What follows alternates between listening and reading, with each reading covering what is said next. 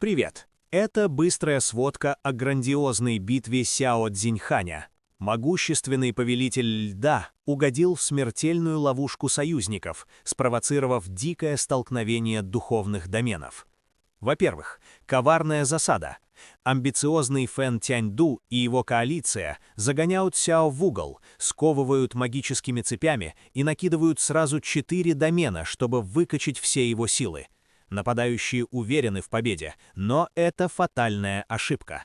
Во-вторых, загнанный в угол достает главный козырь. Сяо призывает 5 таинственных каменных колонн, которые накачивают его ледяную магию до предела. Слабые враги замерзают за секунды. Плюс гигантский ледяной аватар, мгновенно регенерирующий даже после полного уничтожения. Как победить врага, чья защита только крепнет от ударов? Наконец, все ломает золотой жук. Пока враги в панике пытаются расковырять идеальную ледяную броню, из ниоткуда появляется гигантский золотой жук. Он прогрызает непробиваемый барьер Сяо словно мокрую бумагу. На этом фоне Сяо начинает штамповать армию бессмертных аватаров. Исход битвы повисает на волоске. Коварная засада обернулась ледяным кошмаром для нападавших, а золотой жук только что сломал все правила игры. А теперь слушаем дальше.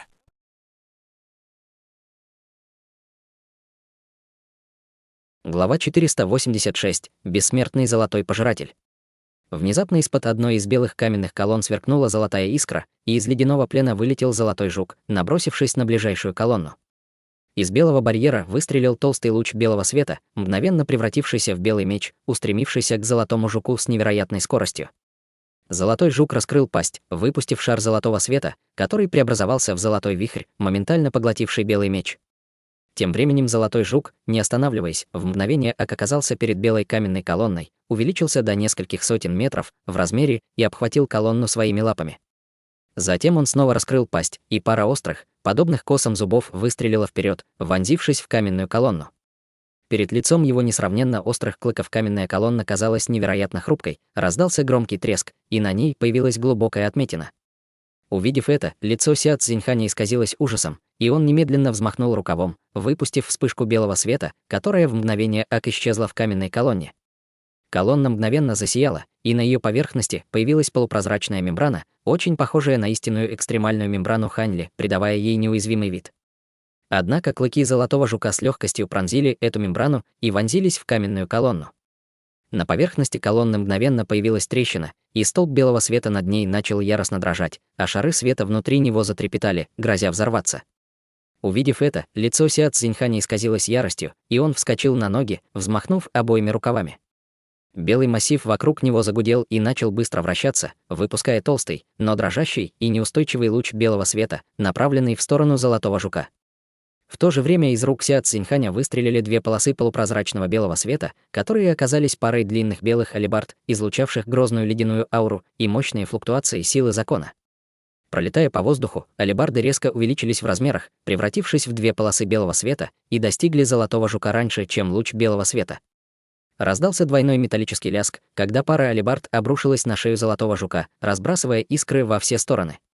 На шее золотого жука появились 2 длинные белые отметины, и казалось, что кожа там слегка разошлась, но ни капли крови не пролилось. Сразу же после этого золотой жук взметнулся вверх, чтобы поглотить пару белых алебард, несколько раз хрустнул ими, а затем быстро проглотил. Вспышка золотого света пробежала по его телу, и небольшие раны на его шее быстро затянулись. Все это произошло в мгновение ока, и Цитянься с другими золотыми бессмертными, естественно, пришли в восторг, наблюдая за этой сценой. Жук-монарх золотой пожиратель на стадии золотого бессмертного. Как такое возможно, Сяо Цзиньхань почувствовал, будто попал в кошмар. Эти 2 алебарды были его главным козырем, который он до сих пор берег, и они были способны разорвать практически все, но они не только едва поцарапали панцирь золотого жука, но и были им съедены. Сразу же после этого толстый луч белого света ударил по золотому жуку, и бесчисленные руны, вспыхивающие внутри белого света, излучали мощную ледяную ауру. Из воздуха внезапно возникла белая ледяная гора, заморозившая в себе и золотого жука, и белую каменную колонну. Несмотря на это, золотой жук, казалось, совершенно не пострадал и быстро вырвался из ледяного плена, продолжая вонзать свои клыки в каменную колонну, быстро расширяя трещины на ее поверхности. Прежде чем Ся Цзиньхань успел что-либо сделать, белая каменная колонна раскололась с громким треском. С разрушением колонны белый барьер в центре колонн мгновенно потускнел. Столб белого света над каменными колоннами также исчез, и шары белого света внутри него тут же взорвались. Белый свет вокруг тела Ся Цзиньханя также яростно задрожал, его лицо стало мертвенно-бледным, и он извергнул изо рта большой ком крови. Эта цепь событий также заставила белый духовный домен, окутывающую всю долину, содрогнуться и заколебаться, быстро сжимаясь до своего первоначального размера. Фактически, она стала еще слабее, чем прежде, и казалось, что может полностью распасться в любой момент. Увидев это, Ци Тянься и остальные пришли в восторг, и 3 духовных домена, 1 серая и 2 красные, мгновенно возникли, поймав Ся Цзиньханя в ловушку. В то же время со всех сторон на него обрушился град бессмертных сокровищ. В глазах Ся Цзиньханя мелькнул проблеск паники, он поспешно взмахнул обоими рукавами, и его духовный домен мгновенно сжался еще больше, но, как следствие, стал плотнее. В то же время вокруг него закружились бесчисленные снежинки, в мгновение образовав белый световой барьер. Световой барьер смог противостоять шквалу бессмертных сокровищ всего несколько секунд, прежде чем был разрушен, но бессмертные сокровища также были отброшены назад. Лицо Ся Цзиньханя стало еще бледнее, он извергнул еще 1 ком крови, и его аура значительно ослабла. Однако у него не было времени на отдых, и яркий белый свет вырвался из его тела, когда он отпрянул назад. В этот момент пространство вокруг него исказилось, и около дюжины черных цепей выстрелили вперед, мгновенно обвившись вокруг него. Белый свет вокруг его тела быстро погас, и он был временно обездвижен черными цепями. Его аура также была полностью подавлена в мгновение ак, и он стал подобен простому смертному. Сразу же после этого за его спиной в мгновение ак появился Фэн Тяньду. «Фэн Тяньду, если ты убьешь меня, Небесный двор обязательно будет охотиться за тобой», — взревел Ся Цзиньхань. Фэн Тяньду, не обращая внимания на эти угрозы, заявил: «Похоже, что даже небеса против тебя, мастер дворца Ся». Произнося эти слова, он взмахнул рукавом, и из его руки выстрелила полоса полупрозрачного черного света, которая скользнула по телу Ся Цзиньханя. Его лицо мгновенно окаменело, и в следующее мгновение все его тело было рассечено пополам от головы до ног, кровь и внутренности хлынули на землю. В этот момент из его останков вырвалась вспышка белого света, и это было не что иное, как его зарождающаяся душа. Зарождающаяся душа была совершенно невосприимчива к 3 вражеским духовным доменам и с невероятной скоростью устремилась прочь, в мгновение ак преодолев расстояние почти в 10 километров. На лице Фэн Тяньду появилась холодная усмешка, он щелкнул пальцами, и перед зарождающейся душой Ся Цзиньханя возникла вспышка пространственных колебаний, после чего появилась серия черных цепей. Цепи словно были заранее расставлены в этом месте, и в мгновение ак переплелись друг с другом, образовав большую черную сеть, которая накрыла зарождающуюся душу. От черной сети исходили мощные флуктуации, ограничивающие силы закона, запечатывая все окружающее пространство в радиусе нескольких десятков метров. Зарождающаяся душа Ся Цзиньханя с мрачным выражением лица раскрыла пасть и выпустила белый шар. Белый шар взорвался, выпустив поток белого света, излучающего трепещущую душу ледяную ауру. Черная сеть цепей была значительно замедлена ледяной аурой, и на ее поверхности появился слой белых ледяных кристаллов, в то время как ее ограничивающие силы закона также были значительно ослаблены. Зарождающаяся душа воспользовалась этой кратковременной брешью, чтобы метнуться в сторону полосой белого света, а затем продолжила свой путь вдаль. Лицо Фэн Тяньду слегка помрачилось, увидев это, и он немедленно бросился в погоню за зарождающейся душой полосой черного света. Если он позволит зарождающейся душе Ся Цзиньханя сбежать, последствия будут катастрофическими. В этот момент впереди пронеслась полоса золотого света, и зарождающаяся душа Ся Цзиньханя внезапно исчезла в воздухе. Фэн Тяньду слегка опешил, увидев это, и остановился как вкопанный, прежде чем оглядеться по сторонам, чтобы обнаружить, что полоса золотого света остановилась недалеко от него. Золотой свет рассеялся, явив золотого жука, который уже освободился от ледяной горы и уменьшился примерно до размера человеческой головы. В пасти золотого жука была зажата зарождающаяся душа Ся Цзиньханя, которая боролась изо всех сил, но совершенно безрезультатно. «Ты заморозил меня, а теперь я съем тебя, так что мы квиты, серебряная борода», заявил золотой жук, и из его пасти вылетела вспышка золотого света, чтобы поглотить зарождающуюся душу. Окружающий духовный домен снега и льда несколько раз вспыхнул, прежде чем распасться, в то время как 5 каменных колонн быстро сжались, превратившись в набор колонн высотой всего около 3 метров каждая. Фэн Тяньду слегка охренел, увидев, как зарождающаяся душа Ся Цзиньханя поглощается, после чего в его глазах мелькнул проблеск жадности, когда он оглядел золотого жука. Взмахнув рукавом, он выпустил вспышку черного света, которая подхватила останки Сяо Цзиньханя, а затем взял белый браслет хранения в свою руку. Тем временем другие золотые бессмертные убрали свои бессмертные сокровища и полетели к Фэн Тяньду. Золотой жук вот-вот должен был быть окружен этими грозными золотыми бессмертными, но, похоже, он совершенно не беспокоился об этом, проглотив зарождающуюся душу Сяо Цзиньханя. Затем он забрался обратно на опрокинутую каменную колонну и снова начал ее грызть. Ци Тянься бросил взгляд на Фэн Тяньду, а затем начал тайком облетать золотого жука, чтобы оказаться у него за спиной. В этот момент внезапно пронеслась полоса лазурного света, и между Ци Тянься и золотым жуком мгновенно возникла фигура. Ци Тянься тут же остановился, и его брови слегка нахмурились, когда он бросил взгляд на фигуру, только что появившуюся на сцене. Это был никто иной, как замаскированный Хань Ли, и, заметив появление Хань Ли, Цзинь Тун снова превратилась в маленькую девочку, все еще держащую в руках остатки каменной колонны.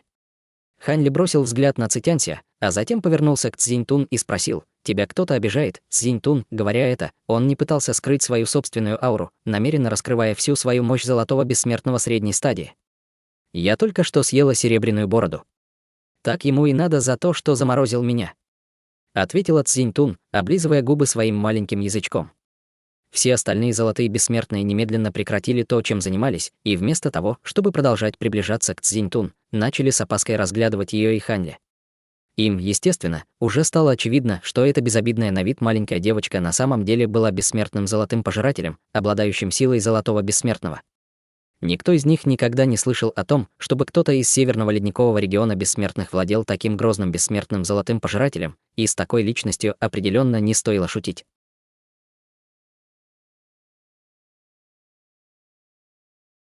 Глава 487. Пилюльная скорбь. Дао с Хуянь и Юнь не были немало удивлены внезапным появлением Хань Ли. Было очевидно, что они не могли взять в толк, как Хань Ли достиг уровня золотого бессмертного всего за несколько месяцев, а также откуда у него взялся этот бессмертный золотой пожиратель стадии золотого бессмертного. «Почему ты так поздно, дядя?» Недовольно проворчала Цзинь Тун, совершенно не обращая внимания на зловещие взгляды окружающих золотых бессмертных. Хань Ли повернулся к ней и многозначительно посмотрел. «Если ты насытилась, то отдохни», — сказал он. Цзинь Тун, конечно же, не была глупым ребенком, поэтому без труда уловила намерение Хань Ли. «Это все моё.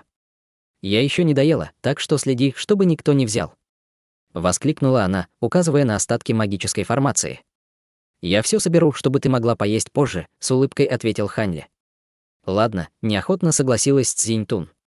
С этими словами Хань Ли направил поток рунных печатей к 4,5 белым каменным столбам, все еще стоявшим на месте, небрежно убирая всю формацию прямо на глазах у изумленной публики. Тем временем Цзинь Тун вызывающе оглядела Фэн Тяньду и остальных. «Обязательно позовите меня, если найдете еще какие-нибудь хорошие сокровища», — бросила она. После этого, окутанная вспышкой золотого света, она уменьшилась до размеров крошечного золотого жука, покружилась в воздухе и приземлилась на левый безымянный палец Хань Ли, превратившись в золотое кольцо. Все остальные наблюдали за происходящим с противоречивыми чувствами. Еще мгновение назад Сяо Цзиньхань был готов применить свой главный козырь, который, возможно, и не смог бы полностью переломить ход битвы в его пользу, но определенно бросил бы вызов всем присутствующим. Победа над ним стала бы практически невозможной. Именно внезапное появление этого жучка золотого пожирателя нарушило планы Сяо Цзиньханя, в конечном итоге приведя к его гибели. После смерти Сяо Цзиньханя на сцене внезапно появился Хань Ли и небрежно подчинил себе жучка золотого пожирателя, став его хозяином. Это заставило всех задуматься о его личности. Лицо Фэн Тяньду слегка помрачнело, и он начал с интересом разглядывать Хань Ли.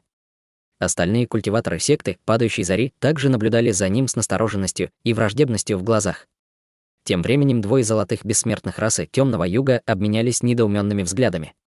До того, как войти в бессмертное поместье Адского Мороза, они коротко пообщались с культиваторами секты Истинного Пламени, поэтому смутно помнили нынешний облик Хань Ли. Однако, они помнили, что в то время он был всего лишь на поздней стадии истинного бессмертного и не проявлял никаких выдающихся качеств. Так как же он внезапно вернулся в качестве золотого бессмертного, в этот момент Дао с Хуянь вдруг приблизился к Хань Ли. «Куда ты пропал, Тянью?» «Я места себе не находил от беспокойства», — воскликнул он. На лице Хань Ли появилась легкая улыбка, и он неторопливо направился к Дао Сухуяню, в то время как все остальные с удивлением наблюдали за ними. «Прошу прощения, дядя. Я оказался в ловушке в подземном дворце, и как только выбрался, то заметил, что здесь что-то происходит, поэтому сразу же пришел, объяснил Хань Ли. На первый взгляд Даос Хуянь никак не отреагировал на это объяснение, но, разумеется, втайне засыпал Хань Ли вопросами посредством голосовых передач. «Что происходит, Даос Ли? Как твоя база совершенствования? Я скажу тебе правду. Я был в ловушке в подземном дворце, а через мгновение вышел оттуда уже золотым бессмертным. Ты мне веришь?» С безнадежностью в голосе ответил Хань Ли. «Конечно, нет», — воскликнул Даос Хуянь. Тем временем Юнь не также передавала Даосу Хуяню свои мысли через голосовую передачу. Возможно, он совершенствовал какую-то секретную технику реинкарнации и скрывал свою истинную базу совершенствования, чтобы получить писание оси мантры нашей секты. Разумеется, никто не поверил бы в такую историю, и враждебность, изначально направленная только на Хань Ли со стороны Фэн Тяньду и остальных, распространилась и на Даоса Хуяня, и на Юнне. В этот момент троица Аоян Куйшаня неожиданно приблизилась к Даосу Хуяню. Очевидно, они знали его истинную личность. Возможно, они решили встать на сторону Даоса Хуяня, поскольку когда-то были частью одной секты, а может, просто опасались секты падающей зари. Как бы то ни было, их решение полностью изменило ситуацию, и над долиной снова сгустилась напряженная атмосфера. На лице Фэн Тяньду появилась насмешливая ухмылка, и он обратил свой взгляд к двум золотым бессмертным расы Темного Юга. Старик вопросительно посмотрел на старуху, но та лишь покачала головой, отказываясь принимать чью-либо сторону. Как раз в тот момент, когда напряжение в долине достигло своего пика, высоко в небе раздался оглушительный грохот. Все немедленно подняли головы и увидели, как в вышине слились воедино бесчисленные лучи золотого света, быстро образовав гигантское золотое облако. Золотой свет бурлил внутри облака, озаряя все небо ослепительным сиянием, а из него исходили чудовищные энергетические колебания, заставляя всю ци происхождения мира в радиусе нескольких десятков километров неистово бурлить. Вспышка ослепительного света сопровождалась волной колоссального давления, обрушившейся сверху, и все вокруг окрасилось в ярко-золотой цвет. Для Хань Ли это явление не было чем-то новым, и его лицо слегка изменилось. «Это пилюльная скорбь». Неужели, пробормотал он, обращаясь к Даосу Хуяню. Верно. Скорее всего, это долина — местонахождение Дворца Высшего Зенита, где создают пилюли Высшего Зенита. Появление пилюльной небесной скорби говорит о том, что процесс создания пилюль достиг критической стадии, кивнув, подтвердил Даос Хуянь. Фэн Тяньду бросил взгляд на небо, затем перевел его на белую каменную стену в долине и обнаружил, что выгравированный на ней пейзаж будто ожил, реки потекли, птицы взмыли в небо. В то же время белый световой барьер вокруг стены начал снова уплотняться. В этот момент в небе над долиной раздался голос. «Ты рано пожаловал, Даос Фэн». Синий водяной лотос медленно спустился с небес и, коснувшись земли, растворился в воздухе. Появились две фигуры, это были Ло Цинхай и его юный ученик Нань Кэмэн. Остальные культиваторы Дворца Небесного Потока по какой-то причине отсутствовали. Приземлившись, Ло Цинхай небрежно оглядел всех присутствующих в долине, задержав взгляд на Хань Ли на лишнюю секунду. «Я, может быть, и пришел рано, но вы прибыли как раз вовремя, Даос Ло. Вы появились прямо к началу пилюльной скорби», — с фальшивой улыбкой ответил Фэн Тяньду. Ло Цинхай не обратил внимания на холодный тон Фэн Тяньду. Похоже, это и есть настоящее местоположение Дворца Высшего Зенита. Ранее я обнаружил подводный дворец, полный ловушек, и нам пришлось изрядно потрудиться, чтобы пройти через него, но оказалось, что это не то место. Кстати, а где Даос Сяо? Что-то его не видно. Фэн Тяньду в душе проклинал Ло Цинхая за его бессовестность. Тот, должно быть, прибыл заранее и наблюдал за всей битвой с Сяо Циньханем, но решил показаться только сейчас, чтобы собрать сливки. Если бы не внезапное появление пилюльной скорби, он, скорее всего, так и не вышел бы из укрытия, дожидаясь, пока культиваторы секты Падающей Зари сражаются со всеми остальными в долине. Мастер Дворца Сяо, человек занятой и удачливый. Возможно, он уже наткнулся на более ценное сокровище и потерял интерес к этому месту, холодно ответил Фэн Тяньду. Из всех сил в Северном Ледниковом регионе бессмертных он считал угрозой только до Пылающего Дракона, а среди всех совершенствующихся региона Сяо Циньхань, безусловно, был его заклятым врагом, но в глубине души Фэн Тяньду считал его слабее Байлияня. Что же касается Ло Цинхая, то Фэн Тяньду всегда смотрел на него свысока. Что ж, остается лишь пожелать ему удачи. «Кстати, о мастере Дворца Сяо, я столкнулся с ним совсем недавно», — с улыбкой произнес Ло Цинхай.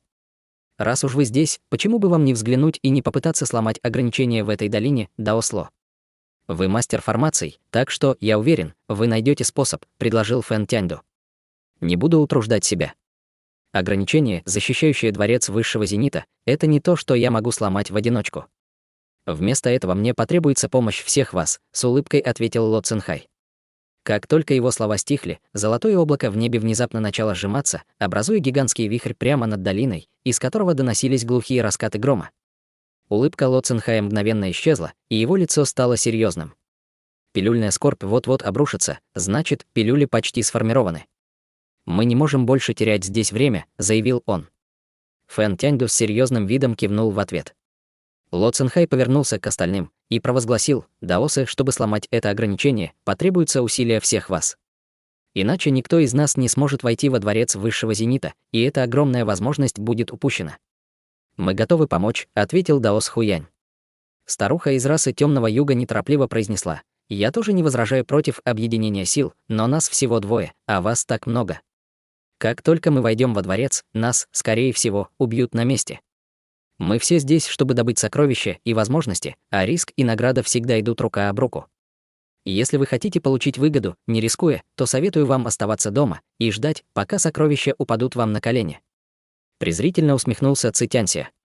«Я думаю, ее опасения вполне обоснованы, мастер секты Ци. У вашей секты Падающей Зари больше всего людей, так почему же мы не должны остерегаться вас? Если вы хотите, чтобы все сотрудничали с вами, то, боюсь, вам придется пойти на некоторые уступки», — с улыбкой произнес Ло Цинхай. Ци Тянься уже готов был ответить, но Фэн Тяньду поднял руку, останавливая его. «Хорошо. От расы Темного Юга присутствует всего 2, и от вашего Дворца Небесного Потока тоже, так как насчет того, чтобы ограничить число входящих во дворец высшего зенита 2 людьми от каждой стороны», — предложил он.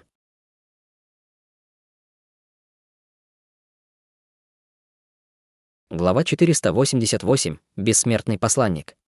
Все были немало удивлены столь неожиданным предложением Фэн Тяньду, и Ло Цинхай не был исключением. Судя по его выражению лица, он явно не ожидал, что Фэн Тяньду проявит такую готовность к сотрудничеству. «Я понимаю ваши опасения, но они совершенно беспочвенны. Время сейчас — наш главный враг, поэтому мы должны действовать сообща. В противном случае я не прочь скрестить мечи со всеми вами в этой долине, а уже потом, когда битва будет окончена, заняться снятием ограничения», — с легкой улыбкой произнес Фэн Тяньду. «Это весьма разумное предложение, старейшина Фэн. У нашего Дворца Небесного Потока нет возражений», — кивнул Ло Цинхай. «Раса Темного Юга также согласна с этим предложением», — бесстрастно произнесла старуха. Ауян Куйшань немного помолчал, затем заявил: «У нашего Пылающего Дракона также нет возражений». Таким образом, единственной стороной, которой еще предстояло высказать свое мнение, была группа Даоса Хуяня. Хань Ли бросил взгляд на Даоса Хуяня и Юнни и не смог сдержать внутреннего вздоха. Он тоже хотел попасть во дворец высшего зенита, но не хотел ставить Даоса Хуяня перед выбором, поэтому уже начал обдумывать пути проникновения во дворец после того, как все остальные войдут. Однако, к его удивлению, Даос Хуянь внезапно объявил ему и Юнни через голосовую передачу: «Я возьму с собой товарища Даоса Ли во дворец высшего зенита». Юнни лишь молча кивнула в ответ на это решение, а Хань Ли вопросительно поднял бровь, обращаясь к Даосу Хуяню. «Я так и не смог до конца тебя раскусить, но в одном я уверен: ты определенно не предатель, поэтому у меня нет никаких опасений брать тебя с собой. Самое главное, я верю в твои силы», — объяснил Даос Хуянь. «Мне кажется, ты не договариваешь. Главная причина, по которой ты берешь меня с собой, это потому, что ты не хочешь, чтобы товарищ Даос Юнь не подвергалась опасностям Дворца Высшего Зенита, верно?» — съязвил Хань Ли. «Не нужно было меня разоблачить, товарищ Даос Ли». Усмехнулся Даос Хуянь, незаметно передавая Хань Ли какой-то предмет. «Как только мы закончим здесь, я выполню свое обещание и передам тебе последние 2 уровня писания Оси мантры». «Благодарю», — ответил Хань Ли с улыбкой, тайком пряча предмет. Тем временем Юнь не наблюдала за Дасом Хуянем с легкой улыбкой на лице, но в ее глазах читалась тень беспокойства. Наконец, Даос Хуянь повернулся к остальным и провозгласил: «У нашей секты Истинного Пламени также нет возражений». «Хорошо, в таком случае, давайте начнем немедленно», — предложил Ло Цинхай. Услышав это, все безотлагательно собрались вокруг и направились к каменной стене. «Мне кажется, что живописное изображение, выгравированное на этой каменной стене, очень похоже на живописную картину Адского мороза, но в то же время не совсем идентично. Нас здесь 13, и если мы все одновременно применим формацию разрушения 9 дворцов, высвобождая технику 9 истинных духов, то мы должны быть в состоянии сломать это ограничение», — заявил Ло Цинхай. Услышав это, все присутствующие погрузились в задумчивое молчание, а Хань Ли, подняв бровь, повернулся к Дао Сухуяню. Формация разрушения 9 дворцов была довольно распространенной формацией в царстве бессмертных, и, как следует из названия, ее целью было разрушение ограничений. Что касается техники 9 истинных духов, то это была техника, несколько уступающая великому истинному свету 5 элементов, но, возможно, в сочетании с формацией разрушения 9 дворцов она могла оказаться более мощной, чем великий истинный свет 5 элементов. «В таком случае, пожалуйста, возьмите на себя руководство, и мы начнем», — сказал Фэн Тяньду. Ло Цинхай кивнул в ответ, затем начал инструктировать всех присутствующих золотых бессмертных занять правильное положение в формации, после чего дал всем подробное объяснение, как использовать технику 9 истинных духов. После этого он провозгласил: «Приступим». Всего присутствовало 13 золотых бессмертных, 1 из Дворца Небесного Потока, 2 из расы Темного Юга, 3 из Дао Пылающего Дракона и 3 из лагеря Ханьли, и все они одновременно начали высвобождать технику 9 истинных духов. Когда все начали коллективно произносить заклинания, их одеяния затрепетали и заколыхались от порывов ветра, пронесшегося по окрестностям, а исходящие от их тел колебания бессмертной духовной силы становились все более и более явными. Хань Ли стоял в одной из точек формации, и в его сердце возникло странное чувство. Это был строй индивидуумов, одновременно использующих технику 9 истинных духов, но поскольку они были расставлены в формации разрушения 9 дворцов, между ними образовалась некая странная связь. Их бессмертная духовная сила была подобна 13 ручьям, которые какая-то сила притягивала, чтобы слить в единое озеро. Ло Цинхай находился во главе формации, и он был единственным выходом для этого озера.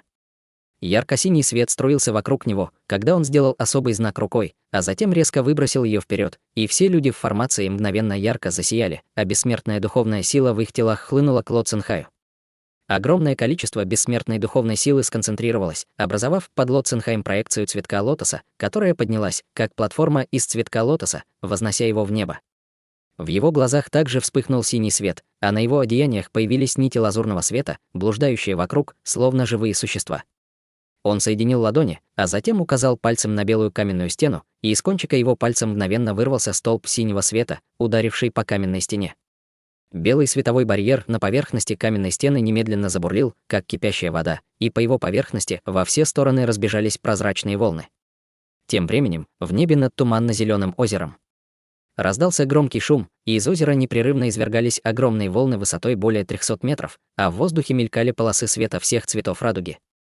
На поверхности озера образовался ряд странных водоворотов, протянувшихся до самого дна, и несколько фигур с большим трудом преодолевали водную гладь над водоворотами, сталкиваясь с синими фигурами, которые постоянно появлялись из водоворотов. Было неясно, что это за синие фигуры.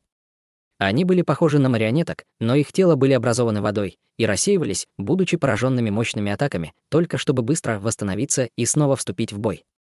Теми, на кого нападали эти синие фигуры, были никто иные, как Сюй Ин и другие культиваторы из Северного Ледникового Дворца Бессмертных, которых Ло Цинхай завербовал себе в помощники.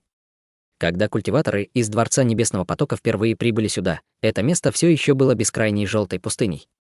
Они уже установили формацию, необходимую для разрушения овального барьера из желтого света в этом месте, и им не хватало только силы еще одного золотого бессмертного. Будучи заместителем мастера Северного Ледникового Дворца Бессмертных, Сюй Ин, безусловно, не была из робкого десятка, и она позаботилась о том, чтобы тщательно изучить формацию. Кроме того, она подробно расспросила Ло Цинхая о формации и окружающей обстановке, и только после того, как окончательно убедилась, что ничего подозрительного нет, согласилась оказать ему помощь. Однако, как раз в тот момент, когда ограничение, охранявшее древнюю гробницу, было вот-вот разрушено, весь песок в бескрайней пустыне внезапно пришел в движение. Волны рябью пробежали по пустыне, как волны в море, и гигантская древняя гробница внезапно погрузилась под землю, в то время как вся окружающая местность в радиусе нескольких километров мгновенно превратилась в синее озеро. В то же время из древней гробницы, погрузившейся в озеро, внезапно вспыхнула огромная золотая формация, образовав все эти водовороты, которые создали чудовищную силу притяжения, чтобы поймать ее в ловушку и не дать ей уйти. После этого появились эти странные синие фигуры, которым, казалось, не было конца. К тому времени, как ей, наконец, удалось прийти в себя, она обнаружила, что все культиваторы из Дворца Небесного Потока уже скрылись в хаосе, а все истинные бессмертные Дворца Бессмертных, которых она привела с собой, также оказались в ловушке над озером, пытаясь ее спасти. Сюин знала, что попала в ловушку, устроенную культиваторами из Дворца Небесного Потока, и была в ярости, но не могла освободиться. Как раз в этот момент вдали внезапно появилась зеленая нефритовая летающая колесница, которая затем остановилась над озером.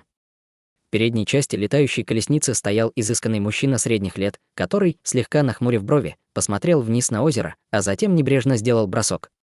Белый нефритовый писю в его руке пролетел по воздуху по дуге, а затем с небольшим всплеском упал в озеро. Через несколько мгновений по поверхности озера внезапно прокатилась серия грозных волн, и из самого дна озера вырвался столб ослепительно-белого света, разрушив все водовороты в воде. Затем из воды с черным жерновом, зажатым в пасти, появилась марионетка в виде гигантского белого писю размером в несколько сотен метров, которая взмыла в небо, а затем сжала челюсти на черном жернове, пока тот не разлетелся на куски. В то же время поверхность озера постепенно начала возвращаться в свое прежнее спокойное состояние, и только тогда Сюэ-Ин и остальные освободились. Придя в себя, Сюэ-Ин бросила взгляд на летающую колесницу, затем направилась к ней и остановилась примерно в 3 метрах, где почтительно поклонилась мужчине средних лет, сидящему в летающей колеснице. Младшая Сюэ-Ин выражает свое почтение бессмертному посланнику Гуншу. Мужчиной средних лет был никто иной, как Гуншу Цзю, бессмертный посланник, направленный Небесным двором. Зачем ты так официально и держишься на расстоянии? Наши кланы находятся в очень хороших отношениях друг с другом. К тому же я близкий друг твоего отца, так что тебе не нужно быть такой скованной рядом со мной, с теплой улыбкой произнес Гуншу Цзю. Прошу прощения, дядя Гуншу, ответила Сюэ-Ин, и на ее лице появилась улыбка. Я получил твое послание с просьбой посетить Северный ледниковый регион бессмертных довольно давно, но был занят другими делами, поэтому не смог прибыть раньше. Не думал, что здесь уже царит такой хаос, вздохнул Гуншу Цзю. Мастер дворца Сюэ-Ин хотела что-то сказать, но внезапно остановилась, бросив взгляд на других культиваторов дворца бессмертных, находящихся поблизости. «Говори, они не смогут тебя услышать», — с улыбкой сказал Гуншу Цзю, небрежно взмахнув рукавом.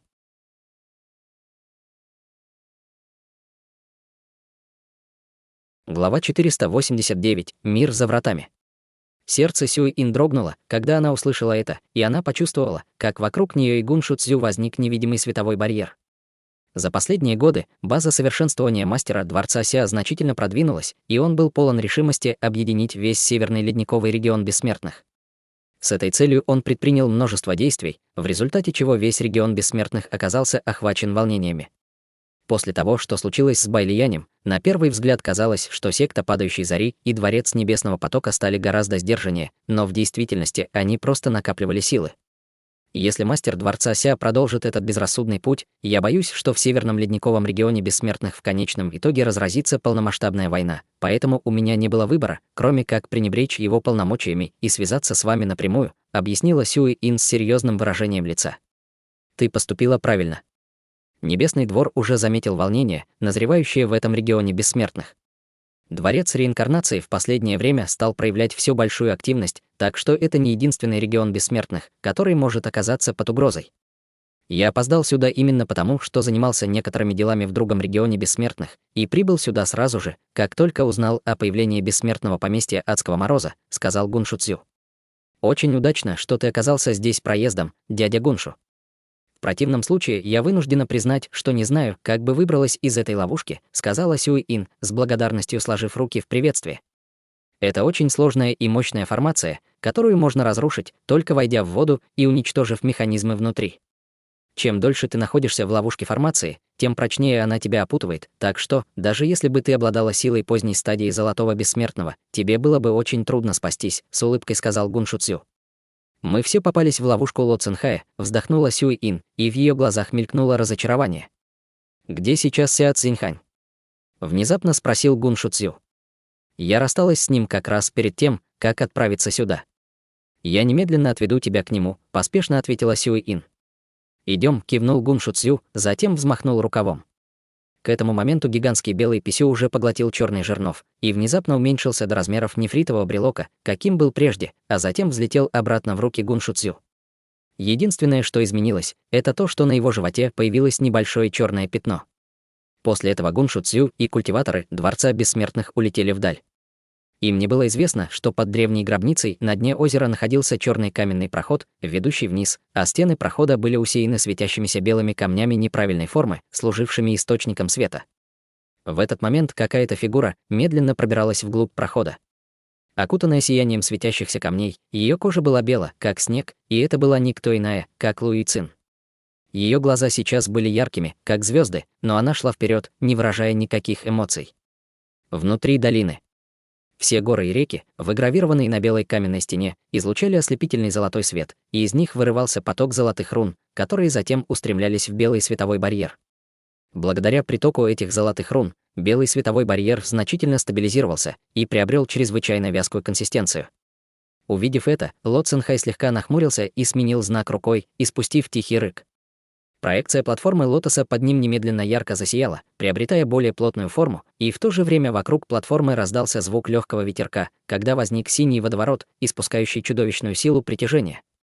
Увидев это, выражение лица Хань Ли мгновенно изменилось, и он почувствовал, как его собственная бессмертная духовная сила устремляется в водоворот, как поток воды через разрушенную плотину.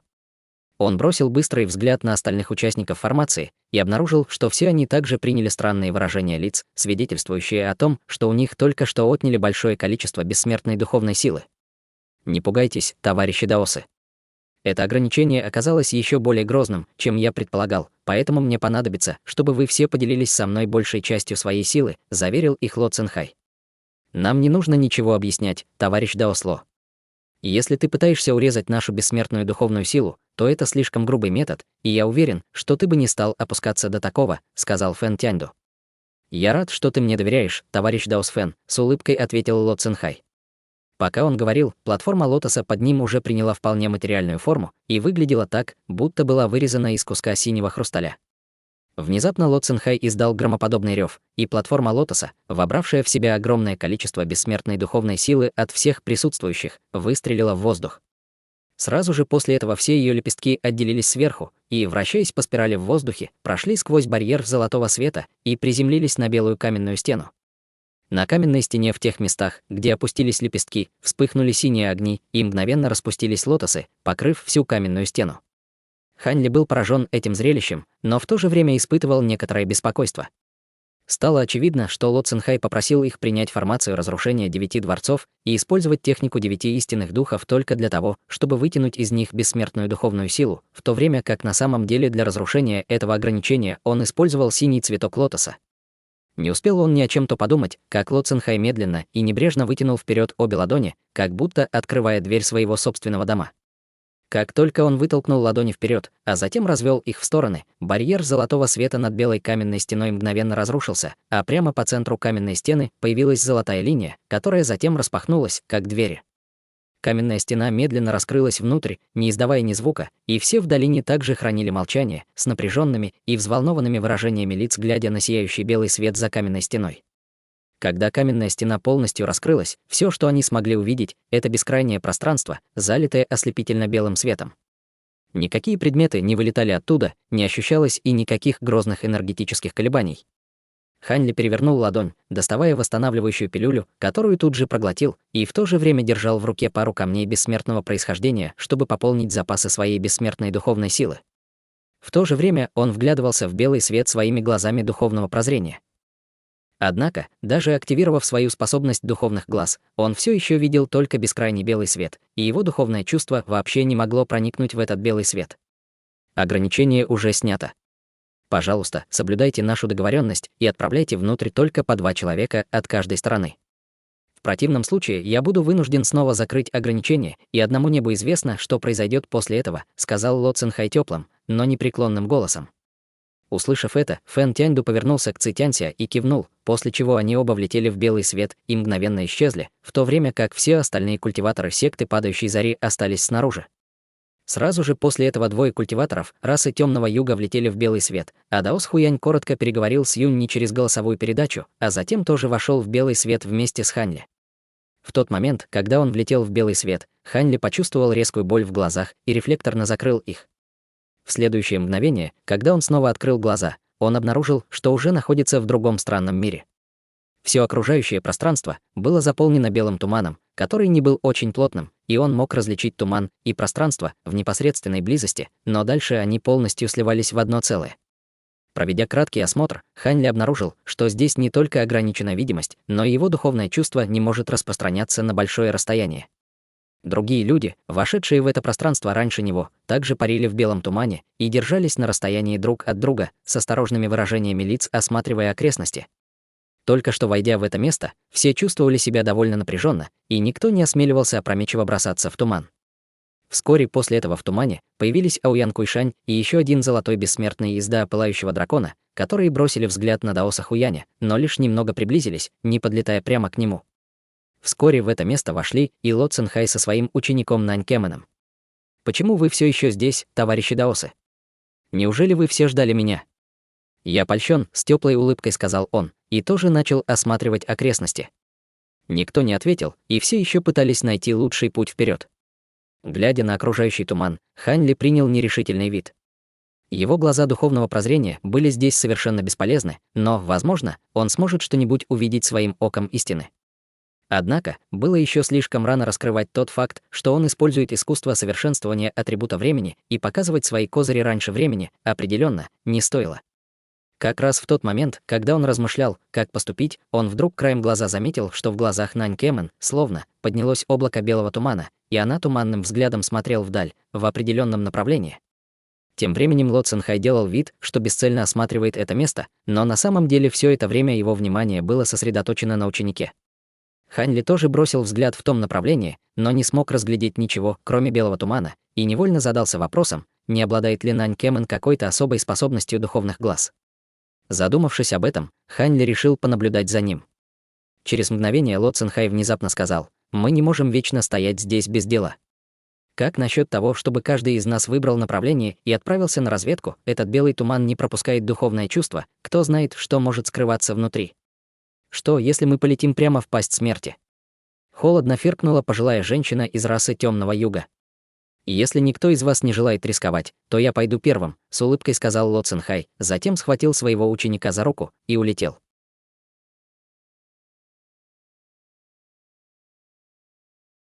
Глава 490. Верю. «Давай последуем за ними, товарищ Даос Хуянь», — немедленно сказал Хань Ли Даосу Хуяню через голосовую передачу. «Ты что-то заметил?» — нерешительно спросил Даос Хуянь. В сложившихся обстоятельствах преследование кого-либо легко можно было расценить как жест провокации, а он не хотел сейчас противостоять Ло Цинхаю. Много лет назад Бай Лиянь сказал ему, что на первый взгляд Ло Цинхай кажется очень добрым и покладистым человеком, но на самом деле он весьма злопамятен, и лучше нажить себе врага, даже в лице Цитянся, чем навлечь на себя гнев Ло Цинхая. Я подозреваю, что у ученика Ло Цинхая есть какая-то особая способность, которая позволяет ему определять местоположение дворца высшего зенита, но я не могу сказать точно. Однако, я могу с уверенностью утверждать, что с ними определенно что-то не так, объяснил Хань Ли.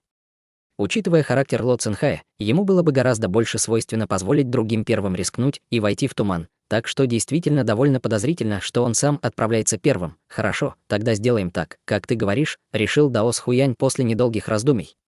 С этими словами они тут же взмыли в туман, следуя на расстояние за Ло Цинхаем и его учеником. Аоян Куйшань бросил взгляд на другого лорда Да, и они отправились в другом направлении, немного левее того, куда направились Даос Хуянь и Хань Ли. Пара существ из расы Темного Юга также улетела в другом направлении, и, таким образом, остались только Фэн Тяньду и Цитянся. Через мгновение Фэн Тяньду внезапно сказал: «Они уже должны быть достаточно далеко. Давай последуем за ними». После этого он взмахнул рукой в воздухе, создав черный световой барьер, который окружил его самого и Цитянся, а затем отправился в том же направлении, что и Хань Ли. В глубине тумана Ло Цинхай и Нанькемен летели вперед с равномерной скоростью.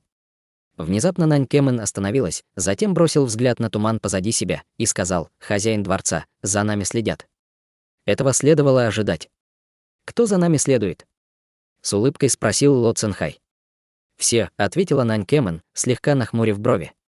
Ло Цинхай был несколько ошеломлен этим ответом, и на его лице появилась насмешливая ухмылка. «Ближе всех к нам находятся двое культиваторов из секты Истинного Пламени. До Пылающего Дракона и раса Темного Юга выбрали более окольные пути, но они тоже следуют за нами. Что касается культиваторов секты Падающей Зари, то они находятся немного дальше, но, похоже, следуют за культиваторами секты Истинного Пламени», — пояснила Нанькемен. «Секта Истинного Пламени, как же?»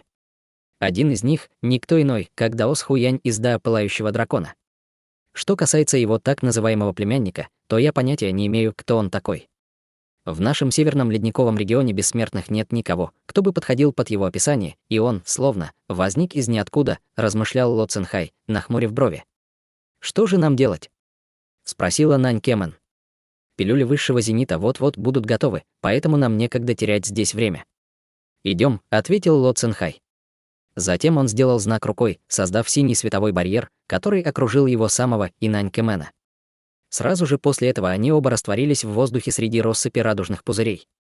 Некоторое время спустя Хань Ли и Даос Хуянь прибыли на место происшествия, и последний спросил, что случилось. Неудивительно, что они не беспокоились о том, что мы следуем за ними, они уже подготовили меры, чтобы сбросить нас со следа, сказал Хань Ли. Мне следовало догадаться, вздохнул Даос Хуянь. Что же нам теперь делать? Я могу кое-что попробовать, но мне нужно, чтобы ты на короткое время скрыл меня своим духовным доменом, ответил Хань Ли после недолгих раздумий. «Хорошо, давай», — поспешно сказал Даос Хуянь, затем немедленно высвободил свой огненный духовный домен, который охватил все окружающее пространство в радиусе нескольких километров. «Я не могу расширить духовный домен больше, чем сейчас.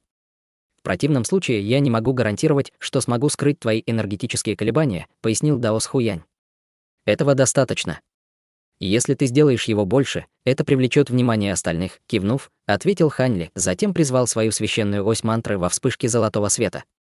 Сияющая золотая ось была усеяна рунами до времени, и, несмотря на весь свой богатый опыт, даже Даос Хуянь не мог не изумиться грозным колебанием силы закона времени, исходившим от оси. Его рот раскрылся от шока, и он застыл на месте. Хань Ли не обратил внимания на реакцию Даоса Хуяня, сосредоточившись на изучении окружающего пространства своим оком истины, и вскоре он заметил всплеск остаточных пространственных флуктуаций справа от себя. «Я нашел их», — объявил Хань Ли, убирая знак рукой, и священная ось мантры мгновенно исчезла обратно в его теле. Даос Хуянь все еще был немного ошеломлен, когда произнес: «Я знал, что ты совершенствуешь писание оси мантры, но не думал, что ты уже достиг такого экстраординарного уровня мастерства над законами времени. В прошлом мне посчастливилось ускорить свое мастерство над этим искусством совершенствования», — двусмысленно объяснил Хань Ли. «Будь честен со мной. Ты все это время скрывал свою истинную базу совершенствования, или же тайно совершенствовал законы реинкарнации? Иначе я не могу придумать, как еще ты мог достичь средней стадии золотого бессмертного за столь короткий срок», — сказал Даос Хуянь, нахмурив брови. Услышав это, Хань Ли обреченно вздохнул. «Я говорил тебе правду раньше. Не так давно я наткнулся на странную секретную область и совершенствовался там десятки тысяч лет, чтобы достичь средней стадии золотого бессмертного. Однако, когда я вышел, то обнаружил, что течение времени там совершенно отличается от внешнего мира, и за пределами секретной области не прошло и мгновения». Услышав это, Даос Хуянь онемел, затем выдавил из себя улыбку и вздохнул: «Какой же ты везучий маленький негодник!» В ответ Хань Ли закатил глаза и не стал ничего объяснять. В своих собственных глазах он был далеко не счастливчиком. Всякий раз, когда ему улыбалась удача, ей всегда предшествовали крайне опасные ситуации, которые легко могли стоить ему жизни.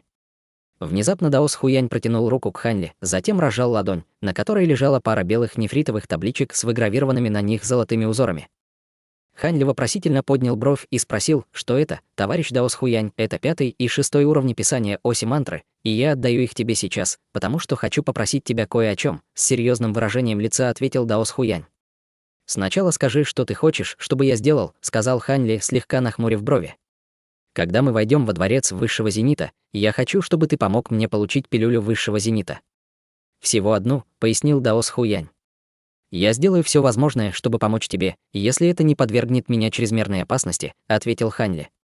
«Я так и думал, что ты это скажешь», — усмехнулся Даос Хуянь.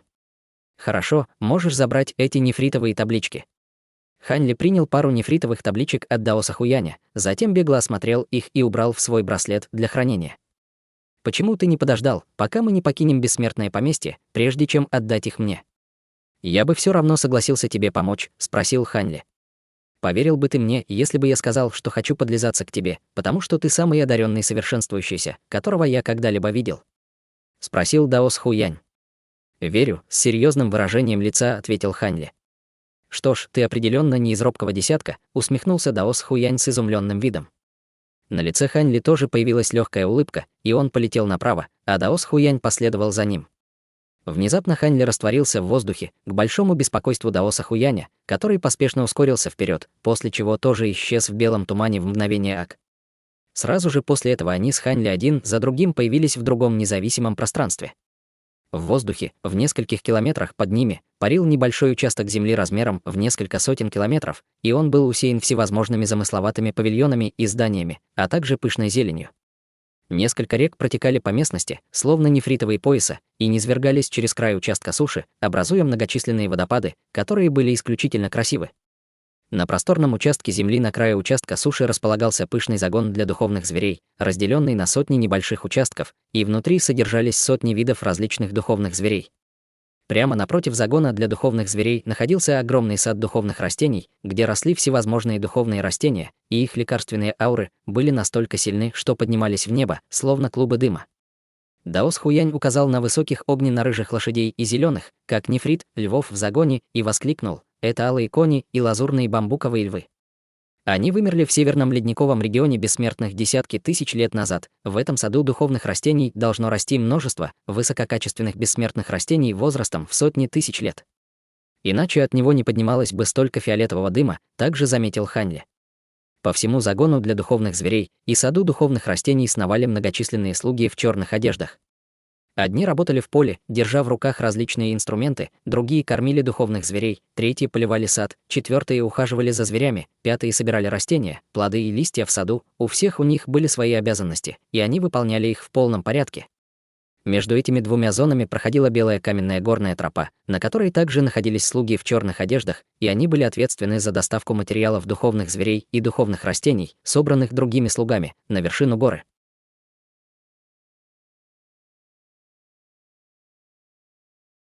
Друзья, эти главы, когда легендарный меч съедает чей-то питомец прямо на финальной битве.